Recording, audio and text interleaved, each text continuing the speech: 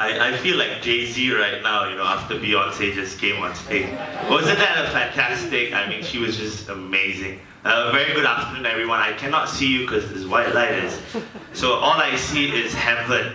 All right. My name is Teacher Raj. I am the co-founder and country director for Sols 24/7, and today I'm going to share with you a little bit about my journey and also hopefully inspiring you with an idea and maybe even hopefully you take action from this. So again, I cannot see you, so I'm just going to look into heaven. The light is glaring in my eyes and I have astigmatism, so it doesn't help, but never mind. And if I put on my sunglasses, I look too cool. So, okay, the mic doesn't want me to move away from the light. I'll try to move this way. Oh, it's still following me. Okay, so I wanted to start with saying, it's so nice being here. Thank you, TEDxMMU, for having me. They're busy, they're not bothered about me right now, but thank you to them for having me. Thank you so much for coming here, and I hope whatever I share will be something that will be worth your while. So first, I wanted to start with asking you guys a question. How many of you like money?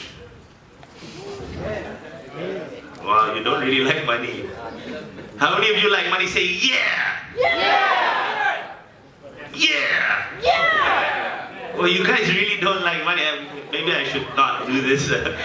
How many of you want to make a difference and change the world? Yeah! Yeah! Wow. This is probably because we're all Malaysian and we haven't had lunch, so we're all like, yeah. So, but how many of you think that you can make money and you can change the world? Yeah. Well, it sucks being first speaker, Now everyone's like, yeah, and all the other speakers are like, oh, we're going to do this now. Other speakers, don't worry, they're an amazing audience. They will wake up after food, okay? So come on, guys, let's do this again. How many of you really want to make money? Yeah! Okay, there you go. And how many of you want to make a difference? Yeah! How many of you think both is possible? Yes! Your parents don't. And that's a fact. Your parents don't think you can change the world, make a difference, and make money. And they're probably right. Or not. Traditionally, so I'm going to share with you how I started as a social worker. I started as an NGO worker, and how eventually I grew into a social entrepreneur or so, I think. And hopefully that journey may inspire you to try that different pathway, a road much less traveled, but I think a lot of Malaysians are in a very good situation and a very good position to do that now with the kind of opportunities we have here. Change. No. The sound is there, but the slide doesn't change. Don't we just love technology? No.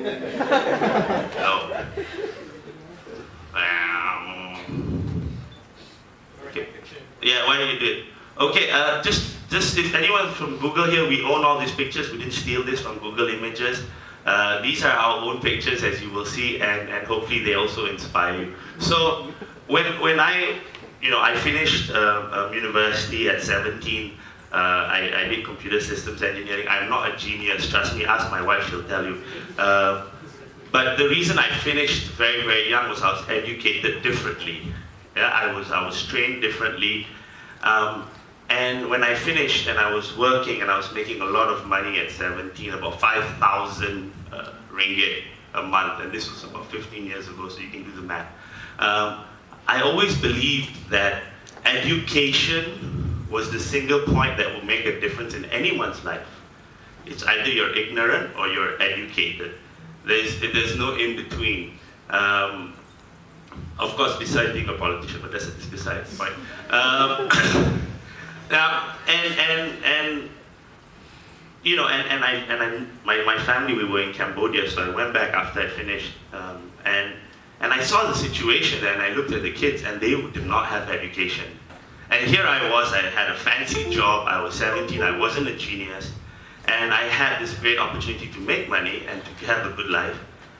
And just 1 hour, 45 minutes flight away, there was this country that 72% of their population were literally out of school. So 72% of the school-going children were out of school.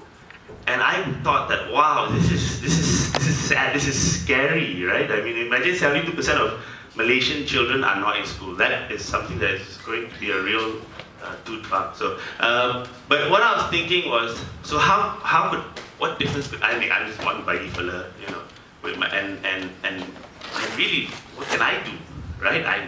I'm okay, fine, I'm now educated, but what can I do? What role can I play? You know, what's my part in this world? And of course, I was going through this whole thing about trying to understand life and God and religion and the world and everything. And then I was like, well, you know what I can do is I can try. So the first thing I did was, well, I'm going to try. I'm not going to decide what I'm going to do. I'm not going to imagine, have this whole business plan. And I started that journey, and I figured out that you know, I would start teaching. So together with, and I was very lucky actually, because my brother and my father felt the same.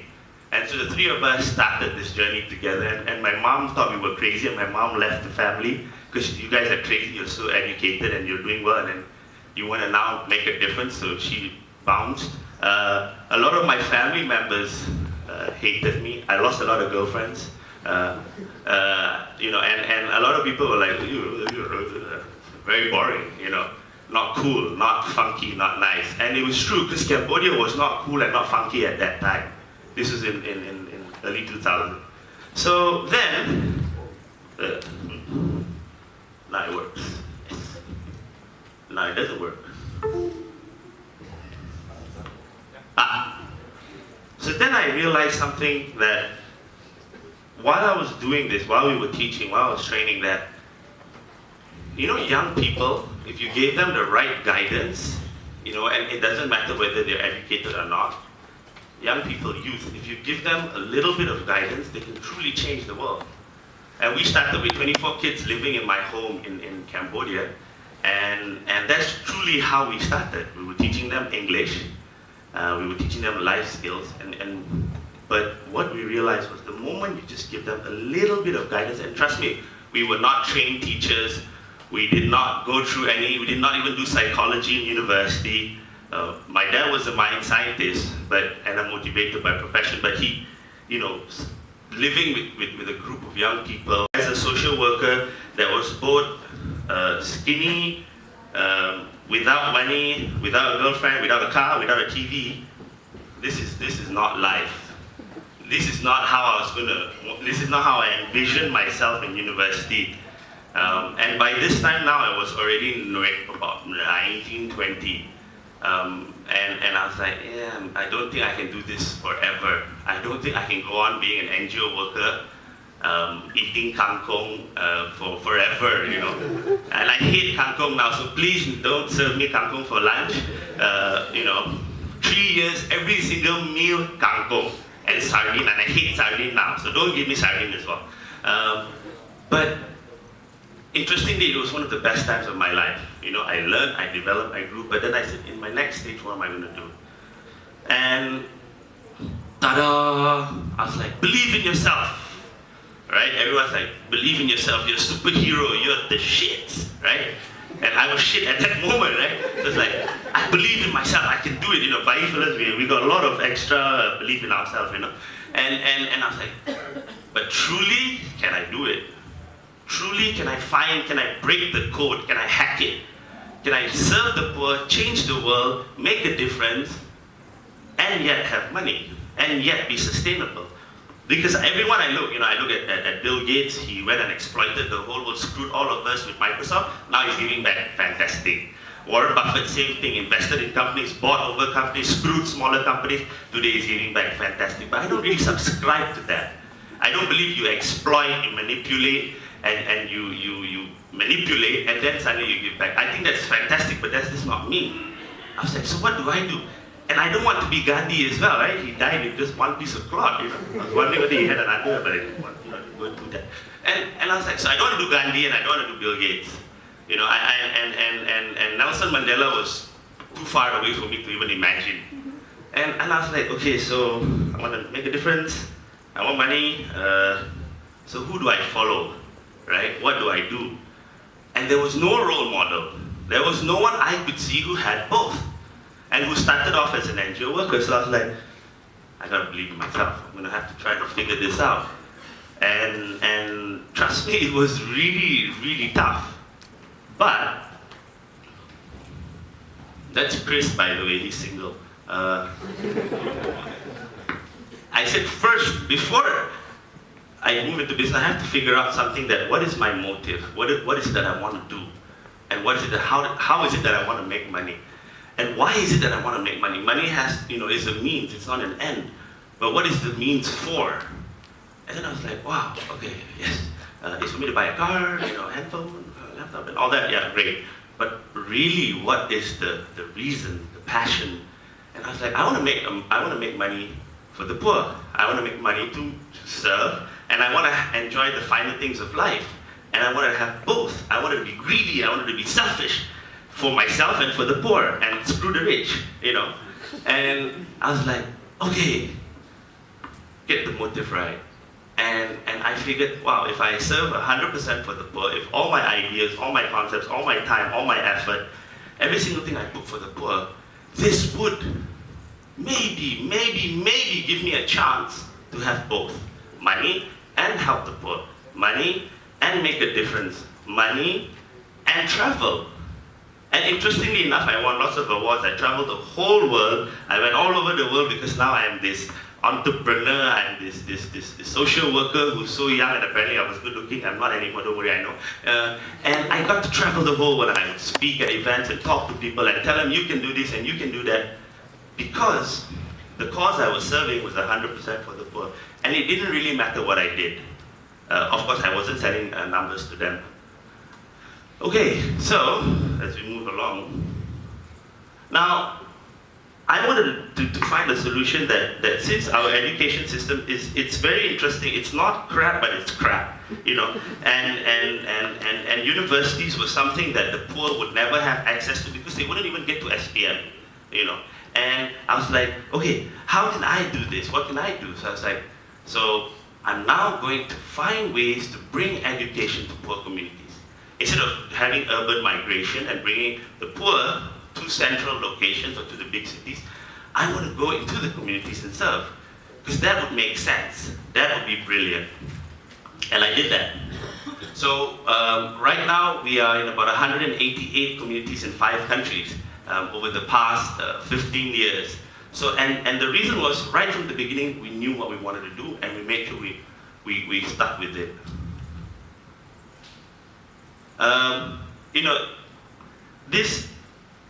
The most beautiful thing about inspiring people is when you can give them a dream. The poor actually don't believe in themselves. Thanks to us, thanks to the community, thanks to the rich, thanks to the middle class, we make the poor feel like shit. We really don't make them feel that they can. We make them feel that they're poor. And the reason we make them feel that they're poor is because it serves our purpose. They work for us, they wash they clean our houses, they wash our cars, they wash our plates in the mamas, and we genuinely let them feel that they're poor. The way we treat them, the moment in the mama, the fella doesn't talk to you nicely, oh, let kurang ajar this fella. But you didn't realize he's just standing for 14 hours shift, earning maybe 900 ringgit a month. And that's just foreign worker. How about the poor Malaysians? How about the orang aslis that work our farms? We see them in KLCC, we look at them like, ooh, so smelly, so bad, so this. And I was like, and they truly, guess what? Rich people, real people, educated people, you have done a fantastic job. You've made the poor feel poor. Both mentally, both intellectually, emotionally, you have done it. We are successful, we're great. And I was like, wow. We're so good at doing this. How do we change this? How do we make, how can my team, how can all of us change this? And we started saying that we have to give them a dream. A dream, and if you listen to all the great talks, right? Martin Luther King, everyone's like, I have a dream. Have you guys heard that song recently? Baker Mud, right? No? You guys not into EDM? No? Hello? Hello, audience, you still there? Yes? And if you could help people believe in the dream, it would make a difference. So we started to want to inspire people, inspire the poor, inspire our communities and say, you too can have a dream. The only difference between you and an educated person is education and opportunities. And we would provide that for you. In a small way, we would start and then we would grow.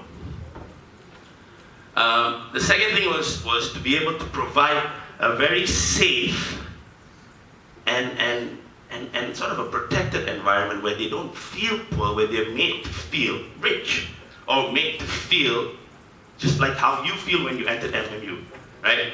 You're like, wow, this is so big, it's a beautiful university, great facilities. We don't have that kind of money, but we can have the similar experience when the way we treat them, the way we educate them.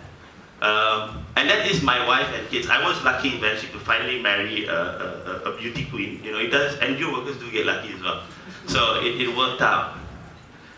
And I wanted to not just, you know, I want to conquer the world. I'm Indian, right? We travel the whole world. And I was like, yeah, I'm not just going to stick to Cambodia. You know, Cambodia's easy already. You know, by that time we were in about 40, 50 communities. We had grown. And then I went to East Timor. Again, restart, broke, no money, startup mentality, fundraise, talk to donors, did my song and dance, beg them, tell them how they are the reincarnation of Buddha, and if they give money, they can go to heaven. You know, and it was fantastic.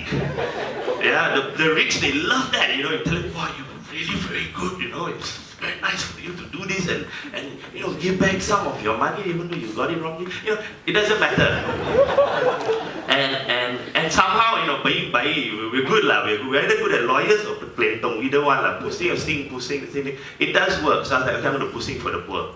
You know, and started again. 15 kids living with us, living with me. I was all alone in East Timor. And again, I did the startup thing. And I started educating, training them. And that's when we decided we wanted to go international. We wanted to go into as many countries as we can. And thankfully, we're at 5. And hopefully, by the time I die, which is not soon, we should be in every part of the world that needs us. Am I supposed to stop now? No? Can I continue? I got a bit more. Can I? Can, thank you. And then I realized, I got another solution. So, to make money, I need to be a social entrepreneur. To be a social entrepreneur, it's very simple. You need to make money. And how do you make money? I realized that business was about trust. If people would trust you, they would do business with you. They would. And what does trust mean? Meaning you deliver, you're responsible, you have a model, you're slightly cheaper than the competition, you're a professional, you're good at marketing, blah, blah, blah, blah, blah. But at the bottom line, trust.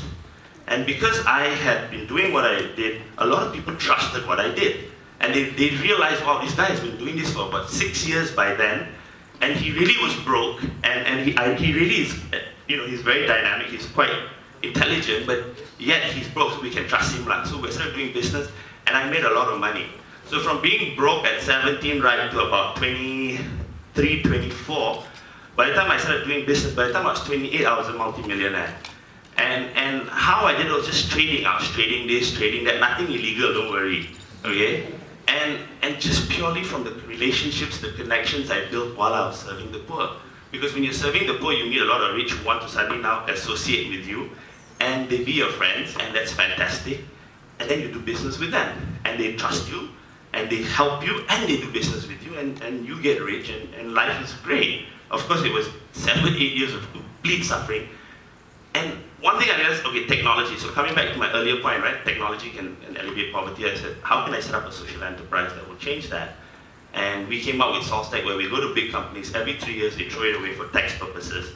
We take it, we refurbish it, we distribute it. So that was one of the social enterprises that we developed to really, truly make a difference. And it worked. You know, we did about 800 computers in the first 18 months, and now in the next year, we've done about almost 600 computers just by collecting, refurbishing. We have youth centers, we have kids, we have all this, and it's just a very good model. But it's just simple. It was a very simple one.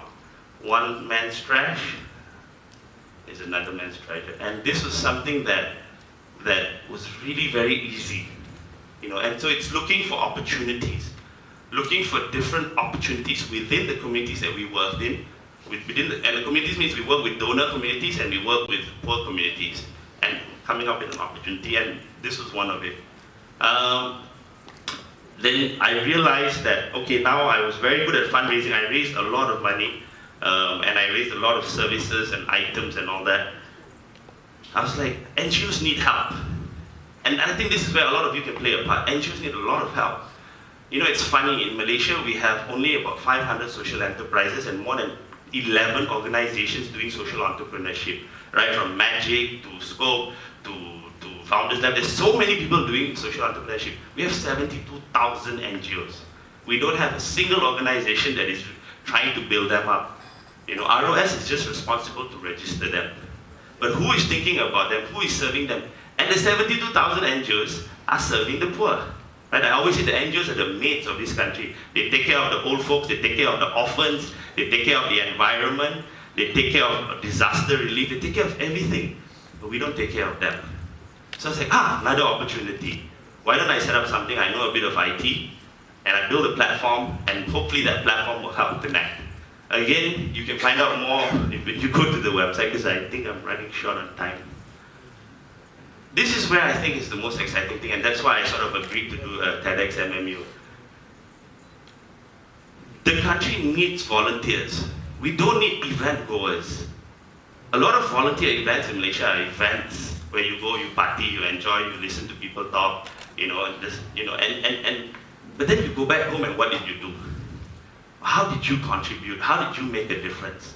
How did you connect with an NGO? How did you connect with a community? How did you connect with a single poor person that could, you know, that could truly use your power, your energy, your time to make a difference in their life? And this is where I think all of us here can try to find out how we, as an individual, can get involved, even if it's as simple as 4, 5, 6 hours. And that hopefully will inspire us to do so much more. Go and work with the communities we see. Look around you, you will find there are so many NGOs within you that you can participate in. 72,000 NGOs. And unfortunately, they are not online. But if you look around, you'll find them. Volunteer your time. And this is where I hope young people will get involved. Because volunteering helps you become rich. I'll tell you how. When you volunteer, you meet. Then other rich people will also come to that organization. Then you meet them, then you do business with them, or you connect with them, you network with them. They like you. What is boy very nice? What is girl very nice? Okay, I recommend you. I will do business with you. I'll connect you with these things. And I have seen this happen so many times. That when you truly help, you will get paid. You know, Khalil Gibran says this, and this is a quote I want to share. You know, never invite a rich man to your house for dinner. Because when you invite a rich man to your house for dinner, he will repay you by inviting you to his house. But he said, invite a poor man to your house for dinner, because when you invite a poor man, he cannot repay you. If he cannot repay you, the universe will have to pay you. And when the universe has to pay you, expect a miracle. And I have seen miracle after miracle happen over thousands of volunteers that have joined us and have joined different causes. So please volunteer. Now, I alone cannot do anything. You alone also cannot do anything. But together, and this is true, as cliche as it sounds, as much as we say, especially when we want to hook up with a girlfriend, hey, together we can change the world, bro. You know? And as much as that is true, you can change the world when you bring more kids and then they'll bring kids. But the point is this, together, when we work together, we work as a community, you know, as a state, as a country, as a nation, as one world, we truly can make a difference. I am not alone. These are people that work with me on a daily basis. I have globally, or in the 5 countries, there's about 1,100 of us that do this full time. In Malaysia, there's 180 of them of us, and they're very good looking. So I wanted to tell to people this, and a lot of them have hooked up, you know. I was like, if you have problems finding a boyfriend or finding a girlfriend, you know, if you really don't know where to find like-minded people, come join us.